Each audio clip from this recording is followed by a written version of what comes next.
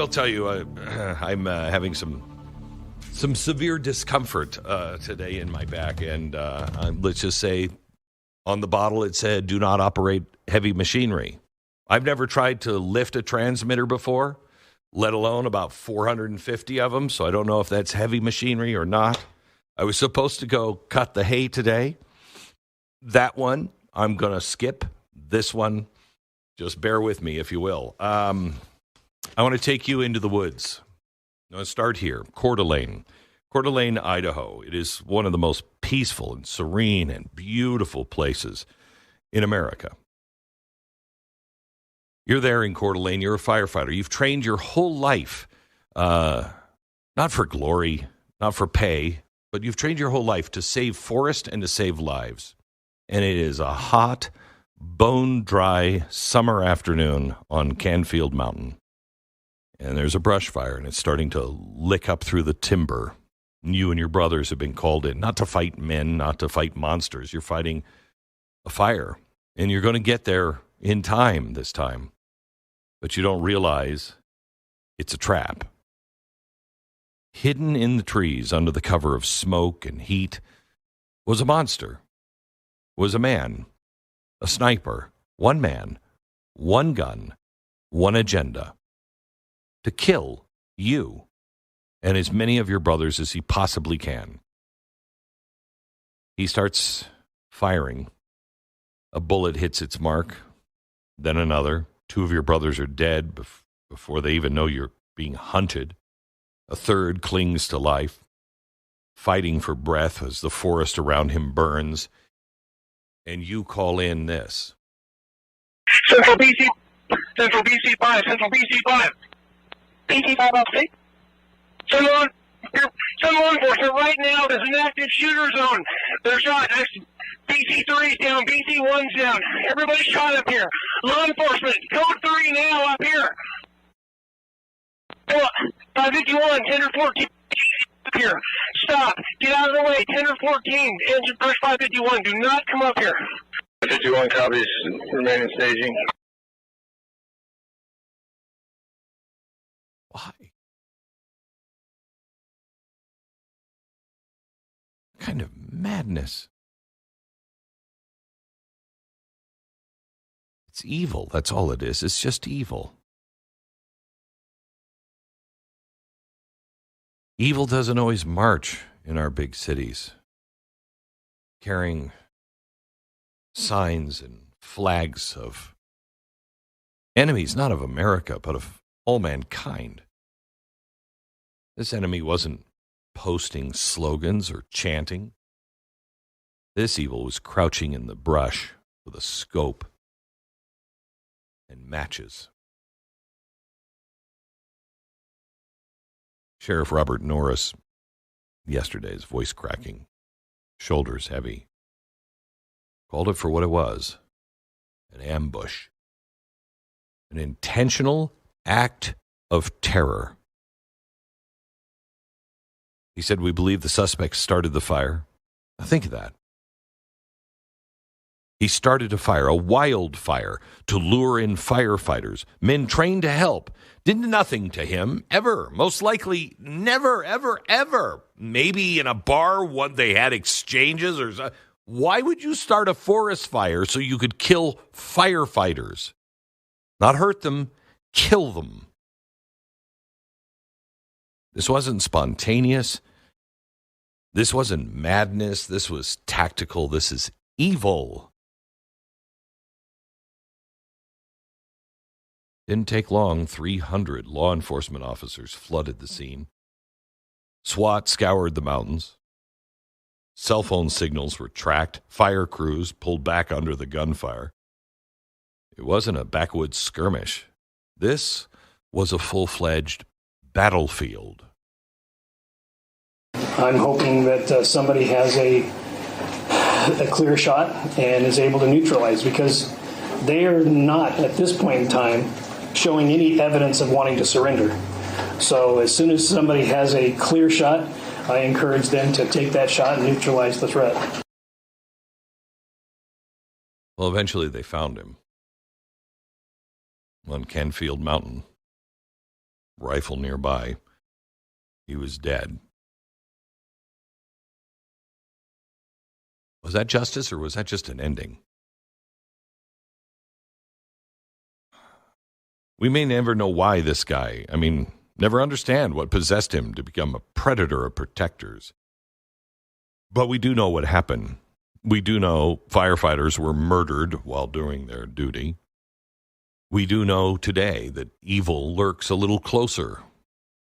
Sometimes in our small towns, sometimes in our forests, sometimes in the very emergencies we're trained to respond to. And we know something else.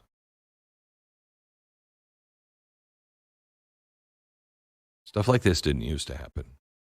Something's changed. And this didn't have to happen.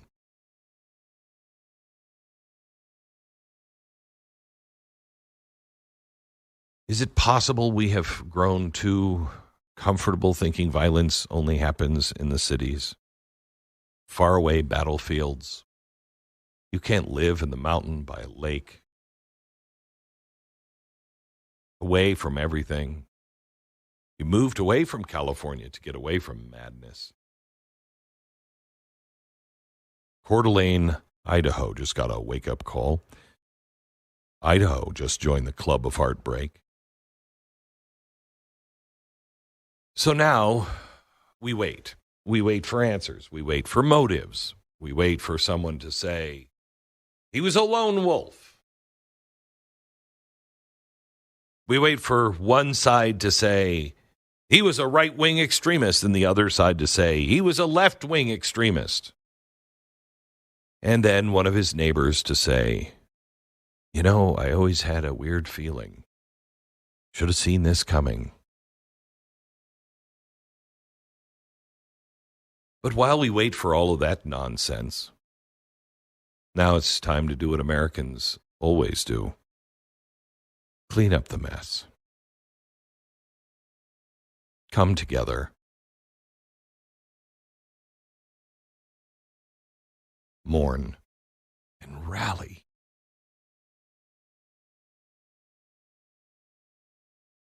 These men didn't die in war, but they died in service. They went up to a mountain to save lives, and they never came down. And that is not just a tragedy. That is sacrifice. I don't know their names yet. Nobody does.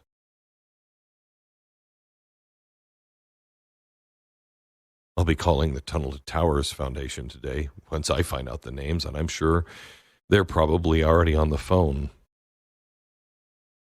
Make sure their families are taken care of. When their names are released, let us speak those names in reverence for just a second. Let the killer's name vanish into ash. Let the fire of the American spirit burn brighter than the fire that took them.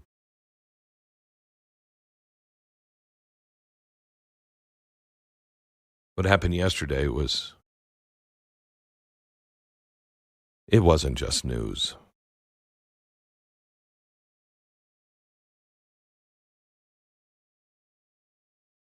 It's a warning.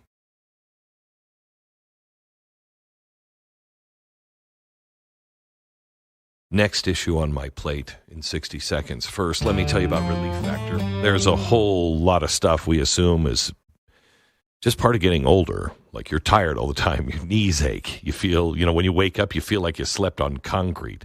The instant you mention, any of it to somebody, what do they say? Welcome to your 50s. Shut up! It's become a national pastime, treating pain and fatigue like it's some kind of inevitable rite of passage. You're not broken. You're just aging. But what if that's not true? What if a big part of what we call aging isn't age at all? It's inflammation. Relief Factor was created to answer that question. What if we could fight the underlying inflammation and see what happens? It's not a drug. It's a daily natural supplement designed by doctors to support your body's response to inflammation. And for hundreds of thousands of people, the difference is night and day. Sometimes it's less pain. Sometimes it's more energy. Sometimes it's both. Wonder what else you've been accepting that you don't have to. Give the 3-week Quick Start try a try right now. Their Quick Start trial bag is $19.95. Visit relieffactor.com or call 800 the number 4 relief. That's 800 the number 4 relief. 10 seconds station ID.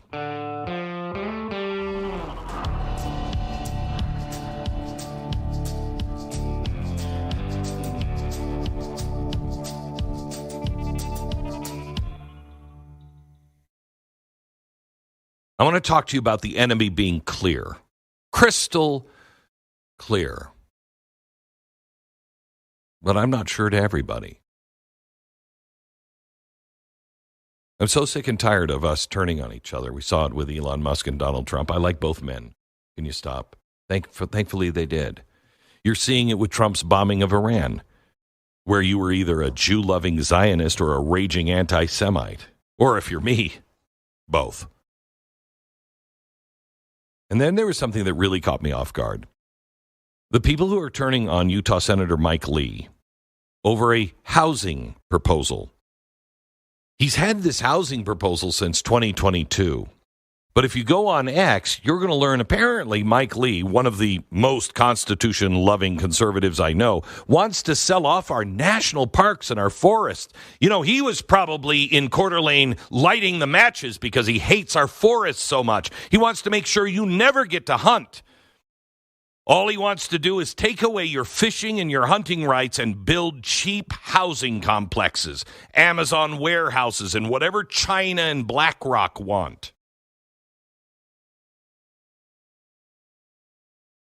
You know, I addressed this a few weeks ago, invited Mike to clarify where he stands because some of my family are very concerned.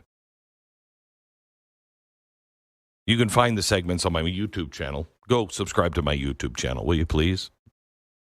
But since then, apparently, there's a crusade out to cancel Senator Lee.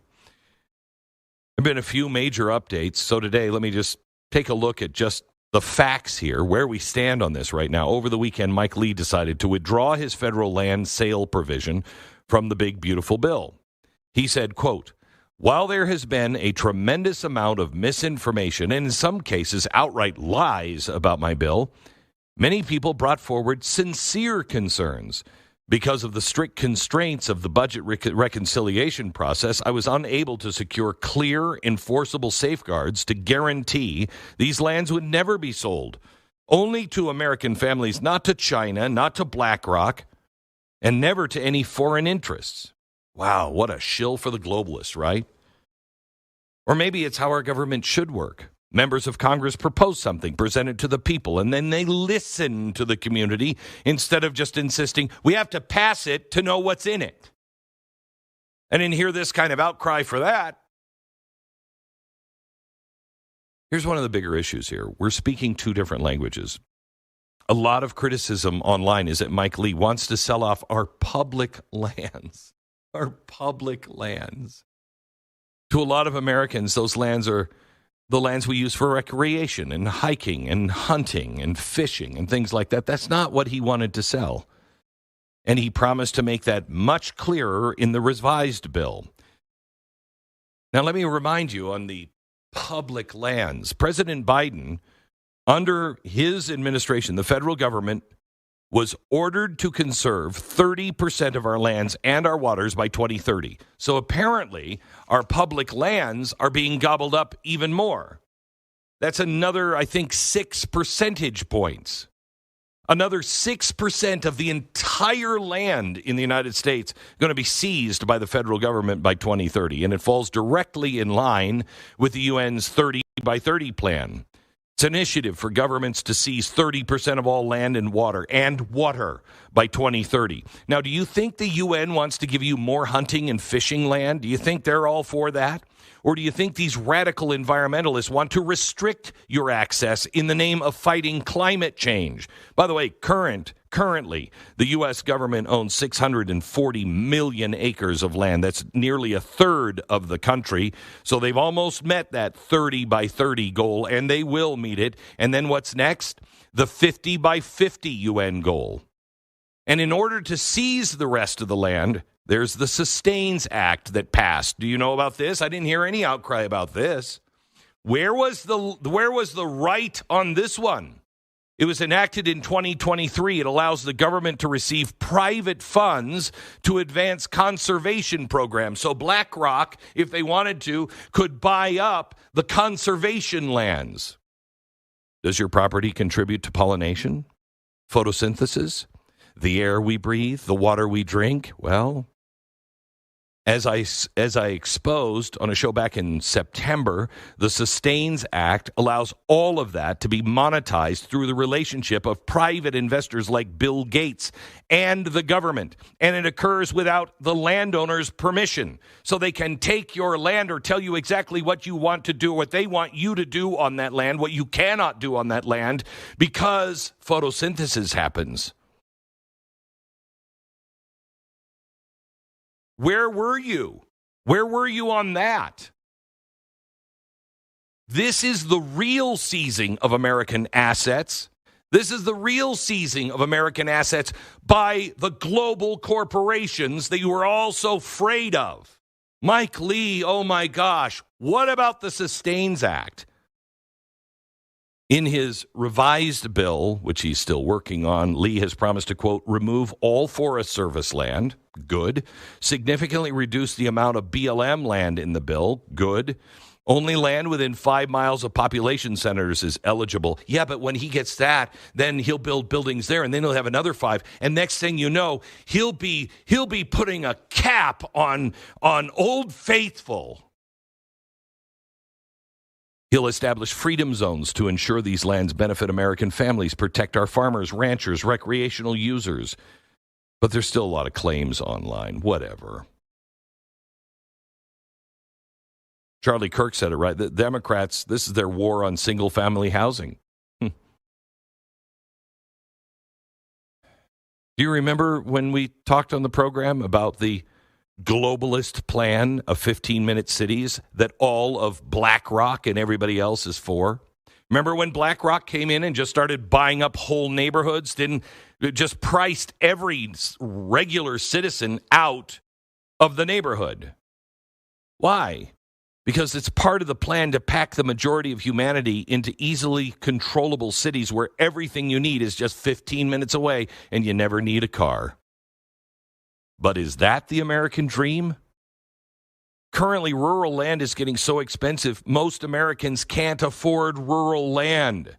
I know, I'm living in a place that has a population of 400 and I think it's 51. Might have had a baby, so maybe it's 452. And nobody can afford it.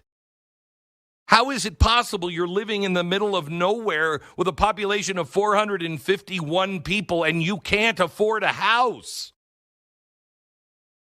The elites don't need Mike Lee's proposal to take more of your land. They're already doing that. But here's my biggest issue. This is not about Mike Lee's proposal, okay? It's not. There is a much bigger issue. And I'll share that when I come back.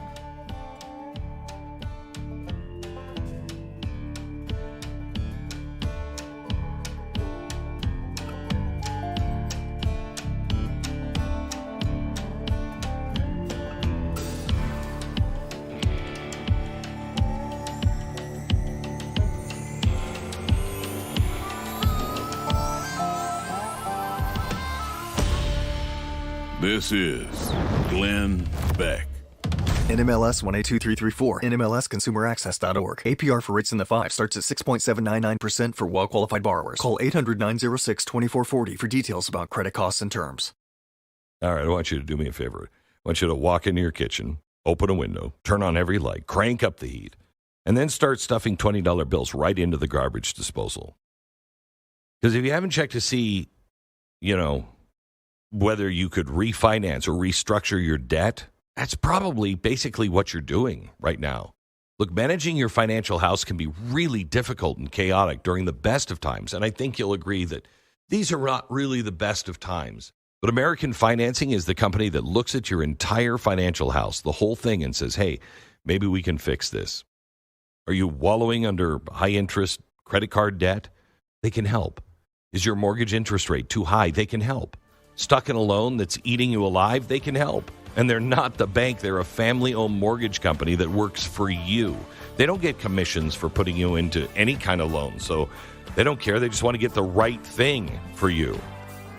They listen to you. They understand your goals, and then they help you. It's American Financing, 800-906-2440, 800-906-2440, AmericanFinancing.net. Big changes are coming very soon, transforming history and how we learn about it.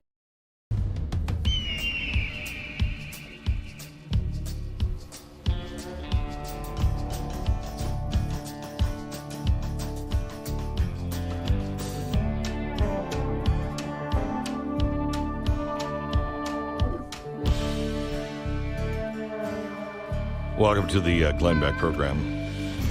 So I was talking about federal lands. I want to get off that. I want to change to instead what the real problem here is. What the real problem is.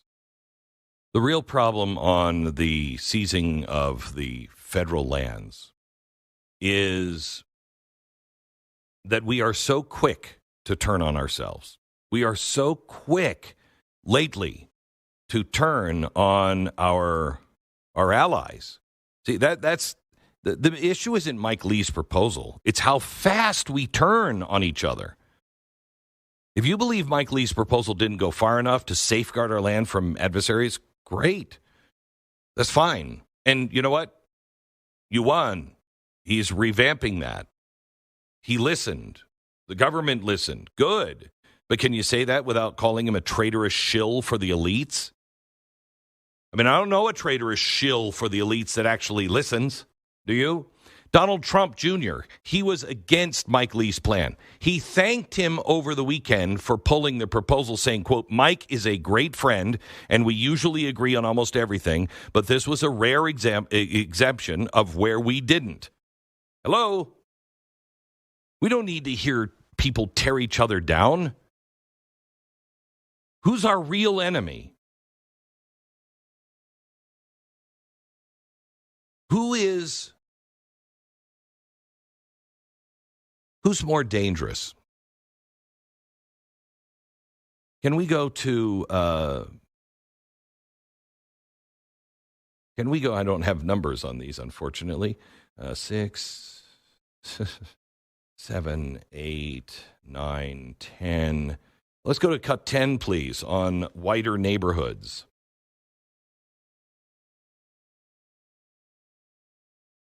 And realize there's a policy proposal that says your plan, and I'm going to quote it for folks, is to shift the tax burden from overtaxed homeowners in the outer boroughs to more expensive homes in richer and whiter neighborhoods. Explain why you are bringing race into your tax proposal. That is just a description of what we see right now. It's not driven by race. It's more of an assessment of what neighborhoods are being undertaxed versus overtaxed. We've seen time and again that this is a property tax system that is inequitable. It's one that actually Eric Adams ran on, saying that he would change in the first 100 days. He's since sought to defend it and lost at every juncture in court. And I understand you're saying we're simply describing the types of neighborhoods that would see these increase in taxes, and yet by invoking race, do you run the risk of potentially alienating key constituents? I think I'm just naming things as they are. And ultimately, the thing that motivates me in this is to create a system of fairness. It is not to work backwards from a racial assessment of neighborhoods or our city. Rather, it's to ensure that we actually have an equal playing field. And right now, what we see with the property tax system is one that is overtaxing a number of New Yorkers and undertaxing others, and an inability of political will to resolve that. So no plans to change that language on your website? The focus here is to actually ensure a fair property tax system, and that the use of that language is just an assessment of the neighborhood. Just want it to be fair. Just want to be fair. Play the next cut. This is Mamdani, by the way, the candidate in New York that looks like he might win to become the next mayor of New York. Next cut. You are a self-described democratic socialist. Do you think that billionaires have a right to exist? I don't think that we should have billionaires because, frankly, it is so much money in a moment of such inequality. And ultimately, what we need more of is equality across our city and across our state and across our country. And I look forward to work with everyone, including billionaires, to make a city that is fairer for all of them. Wow, that is fantastic. We shouldn't have billionaires.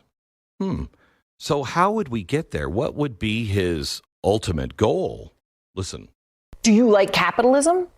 No, I have many critiques of capitalism. And I think ultimately the definition for me of why I call myself a democratic socialist is the words of Dr. King decades ago. He said, call it democracy or call it democratic socialism. There must be a better distribution of wealth for all of God's children in this country. And that's what I'm focused on, is dignity and taking on income inequality. What the purpose is about this entire project, it's not simply to raise class consciousness, but to win socialism. And obviously raising class consciousness is a critical part of that. But making sure that we have candidates that both understand that and are willing to put that forward at every which moment that they have, at every which opportunity that they're given. We have to continue to elect more socialists. And we have to ensure that we are unapologetic about our socialism. There are also other issues that we firmly believe in, whether it's BDS, right, or whether it is the end goal of ceasing the means of production, where we do not have the same levels. Can you just say that again for me? Whether it's the end goal of ceasing the means of production? Let me ask you a question. Which is more dangerous to our country and our heritage? Is it the senator, that controversial maybe, says 3% of federal land should be transferred back to the states? Or is it the politician standing at a podium declaring, not in some offhanded gaffe, that he has a real problem with capitalism, that he wants to tax white neighborhoods, that he wants to get rid of billionaires and seize the means of production? Now, for those who studied history, I don't need to tell you why your blood has suddenly run cold. Seize the means of production. That's not economic theory. That is a revolutionary war cry. It always has been. It's the heart of Lenin, of Marx, of Mao, of gulags, of 5-year plans, of food line, total state control. It is the slogan whispered in the barracks of all of the camps, printed on the walls of the Khmer Rouge torture cells. That's not American. That's not a goal any of us should look for. But let's take down Elon Musk. Let's take down our FBI. Let's take down Mike Lee. Let's take down Tucker Carlson. Let's take down Ted Cruz, because we don't have enough enemies. Rightfully, somebody on this program asked around this time on Friday, Glenn, why did you have Steve Bannon on? This is why I had Steve Bannon on. We have enough enemies, don't we? Can we find people that we generally agree with, maybe 80%, even if that 20% is massive? Well, I'm going to be friends with anybody for the times I can be friends with, and then I'm going to have to say, I part with you here. You're going to have to go on your own way, but when you come back to this, I'm with you. We're being, our college campuses, the floor of our own legislative bodies, as if it were another just regular day in paradise of America. I want to talk about highway funding and seizing the means of production. Wait, what? Meanwhile, the man who says we should return a tiny sliver of public land that Washington hoards like a miser, while local communities struggle to pay for schools and police, while you can't afford a house, that's an extremist, a radical, a threat. But this guy, I don't see anybody on the right really standing up against this guy. Where is the big movement against this guy? It's almost as if that whole federal lands thing was orchestrated, and so many of our side played right into it. That man who says, let the states manage their own forests, their own minerals, their own resources. Just give us 3% of the land so we can actually have a tax base, so we can build some houses there that people can afford. Let's make sure that the land is controlled by the people who are closest to that land. Let them be the stewards of it, not the bureaucrats 2,000 miles away who have never set foot in a pine thicket or a desert mesa. Which vision is more in line with the Constitution? Which one is our bigger enemy here? Which one echoes Jefferson's belief in a government closest to the people? Which upholds the vision of the founders who feared centralized power more than foreign armies? Which one is calling for the seizing of the production? Not all ideas are morally equivalent. We're not dealing here with difference of opinion on tax rates or zoning codes. One wants to give power back to the states. And you know what? People rose up and said, I don't like that idea. And so now that idea has to be changed or forfeited.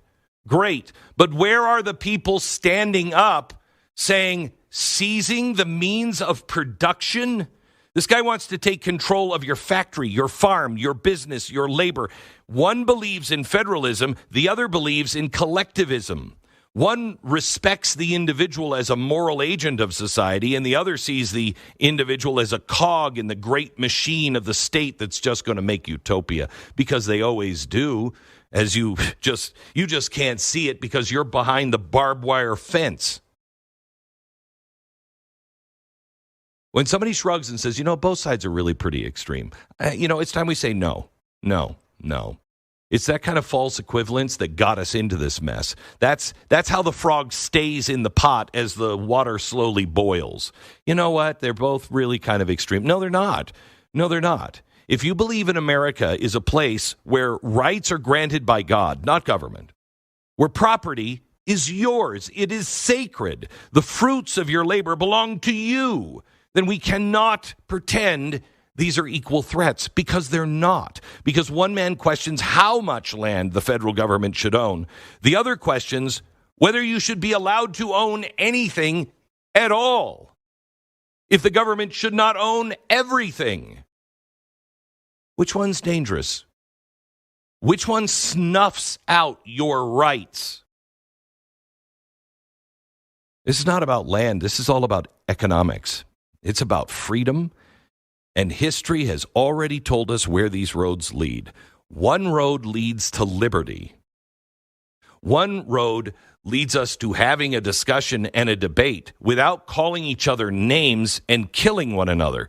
The other road doesn't allow debate, and if you try to debate, you're disappeared or you're killed. One leads in liberty, one ends in chains. What do you say? We have enough enemies. Why do we need to turn on ourselves?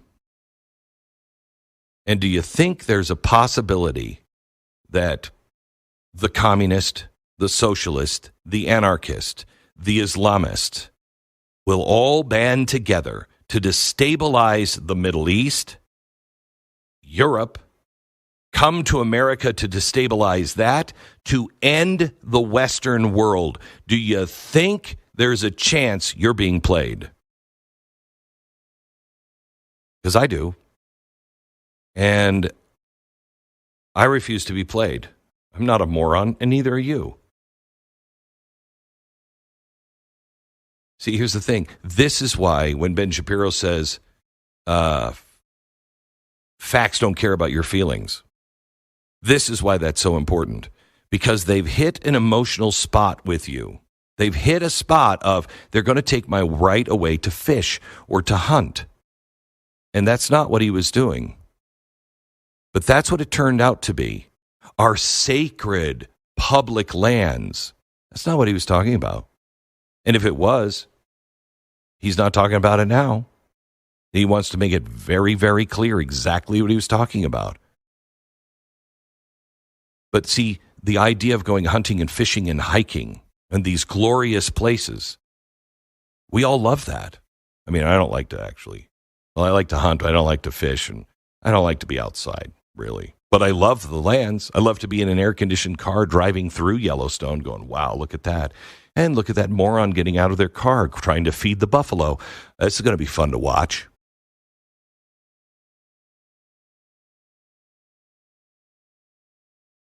Why are we so emotional about that when it's not really what the argument was about?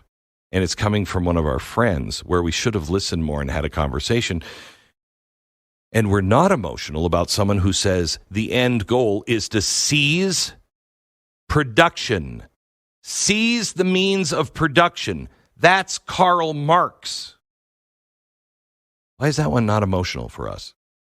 Why is it we cannot see the actual enemy? Back in a minute. Ever notice how certain things in your house just stay broken? That drawer that doesn't quite close, the doorknob that spins forever, the old blinds in that living room that look like, they've been through a wind tunnel at NASA. Every time you walk past one of those things, you think, I got to fix that. And then you immediately move on with your life, because who on earth wants to shop for, window treatments? Who on earth has time to fix all this stuff? It feels like some kind of cruel design puzzle. You need a tape measure and an architectural degree, 3 weeks to wait for shipping, and a therapist when they arrive and don't fit. Unless it's blinds.com that you use. They've changed everything. Everything that's annoying about buying, curtain shades, shutters, drapes, whatever, online, they've fixed it. You get expert help, tons of options, actually look good, and they'll walk you through the measuring and the installation. I learned something about a tape measure I didn't have any idea. Maybe someday I'll do a special on what I learned from blinds.com, but they told me something. I've seen this on a tape measure a million times, and I'm like, wait a minute, that's what that? Oh my gosh, it's just taken out all of the trouble on measuring things. Anyway, maybe it's just me. Shop blinds.com right now. They'll take care of everything for you. Save up to 40% off their 4th of July mega sale. Get up to 40% off for a limited time at blinds.com. Rules and restrictions may apply. It's blinds.com. This is Glenn Beck.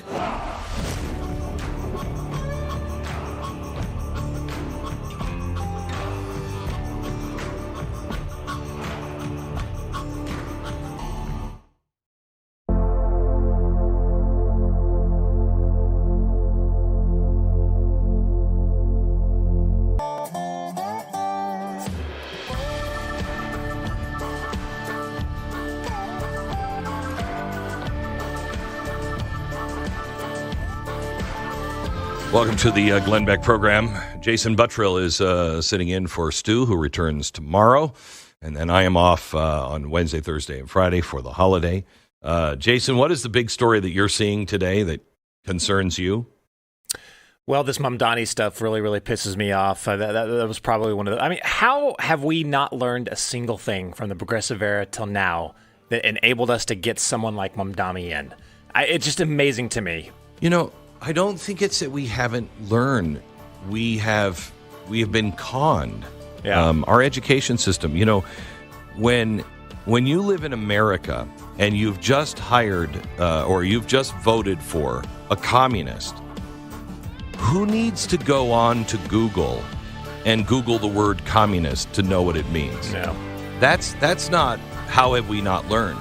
That's how has this education system failed us and created this situation. Glenn Beck.